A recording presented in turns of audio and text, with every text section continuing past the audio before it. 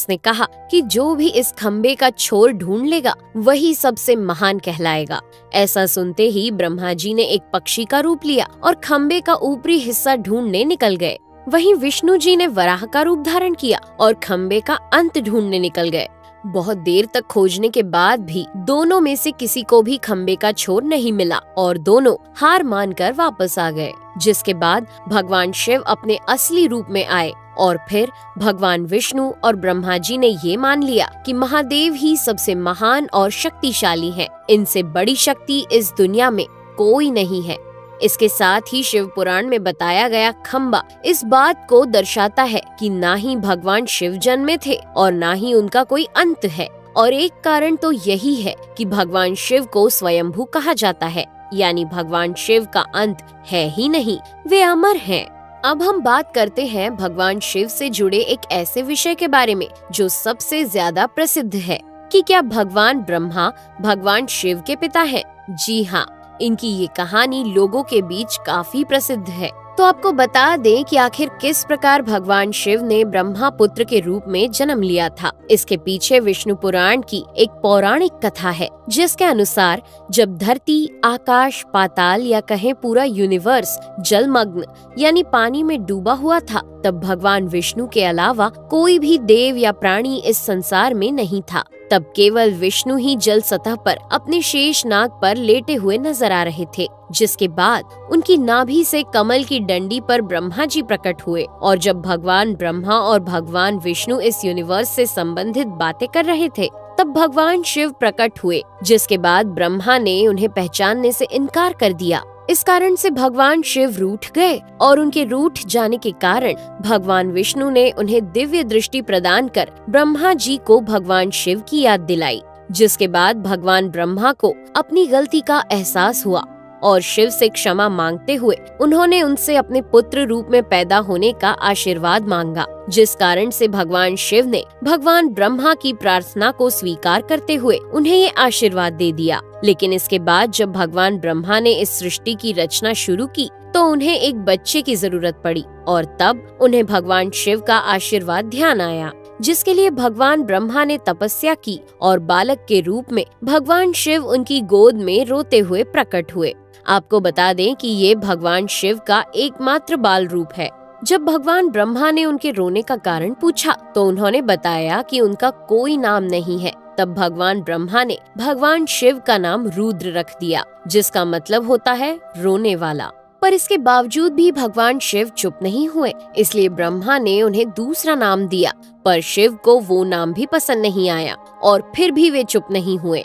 इस तरह शिव को चुप कराने के लिए भगवान ब्रह्मा ने भगवान शिव को 108 नाम दिए थे, जो रुद्र, शर्व, भाव, उग्र, भीम, पशुपति, ईशान और महादेव जैसे नाम थे। और शिव पुराण के अनुसार उनके ये नाम पृथ्वी पर लिखे गए थे।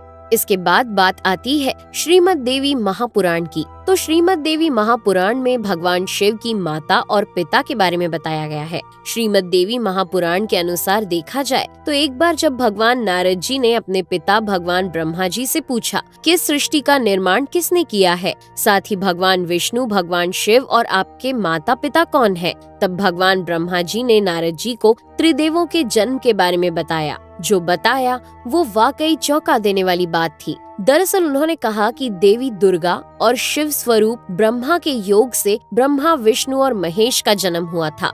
यानी प्रकृति का रूप लिए माँ दुर्गा ही हम तीनों की माता है और ब्रह्मा यानी काल सदाशिव हमारे पिता है।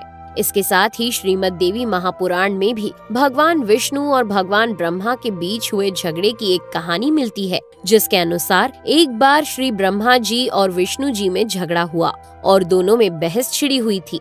तब भगवान ब्रह्मा ने कहा कि सृष्टि को मैंने बनाया है और मैं ही प्रजापिता हूँ।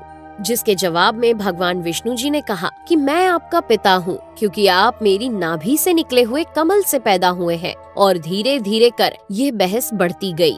दोस्तों, इसके बाद इन दोनों का झगड़ा सुनकर सदाशिव वहाँ पहुँचे और उन्होंने कहा कि पुत्रों, मैंने ही तुमको इस संसार को बनाने और इसे संभालने के केवल 2 काम दिए हैं। इसी प्रकार मैंने शंकर और रुद्र को संहार और तिरोगति के कार्य दिए हैं। इसके साथ ही उन्होंने कहा कि मेरे 5 मुख हैं। एक मुख से अकार, दूसरे मुख से उकार, तीसरे मुख से मुकार, चौथे मुख से बिंदु और पांचवें मुख से नाद यानी कि शब्द प्रकट हुए हैं। उन्हीं पांचों को एक साथ मिलाकर देखा जाए तो एक अक्षर ओम बनता है, जिसे आज हम सभी भगवान शिव के मूल मंत्र के रूप से जानते हैं। इतना कहने के बाद भगवान ब्रह्मा और विष्णु दोनों ही समझ गए कि भगवान शिव से ज्यादा शक्तिशाली इस दुनिया में कुछ भी नहीं है, और दोनों ने भगवान शिव को प्रणाम किया और चले गए। चलिए दोस्तों, अब जब आप भगवान शिव के बारे में इतना तो जान ही चुके हैं, तो क्या आपको पता है कि आखिर भगवान शिव ने किससे शिक्षा प्राप्त की थी और उनके गुरु कौन थे? हम जानते हैं, शायद ही इसका जवाब आप में से किसी को पता होगा, पर जिन्हें नहीं पता उन्हें बता दें कि भगवान शिव स्वयं इस संसार के गुरु माने जाते हैं, जिन्होंने इस संसार में गुरु शिष्य की परंपरा की शुरुआत की थी। लेकिन अगर सवाल आता है कि आखिर भगवान शिव किसके गुरु थे, तो आपको जरूर जान लेना चाहिए कि हिंदू धर्म के ग्रंथ कहते हैं कि ब्रह्मा जी और शिव जी इस संसार के सबसे पहले गुरु हैं, जिन्होंने गुरु शिष्य के इस रिश्ते की शुरुआत की थी। जहां भगवान ब्रह्मा ने अपने मानस पुत्रों को शिक्षा प्रदान की थी, वहीं भगवान शिव ने अपना ज्ञान केवल अपने 60 शिष्यों को दिया था। यानी भगवान शिव 60 शिष्यों के गुरु थे, और वे जिन शिष्यों के गुरु थे उन्हें आज के समय में सप्त ऋषियों का दर्जा दिया गया है। तो दोस्तों, ये थे भगवान शिव के जन्म से जुड़े हुए कुछ फैक्ट्स, जो आपको कैसे लगे हमें कमेंट करके जरूर बताइए। साथ ही अगर आपको वीडियो पसंद आया हो तो इसे लाइक और चैनल को सब्सक्राइब करना बिल्कुल ना भूलें। धन्यवाद।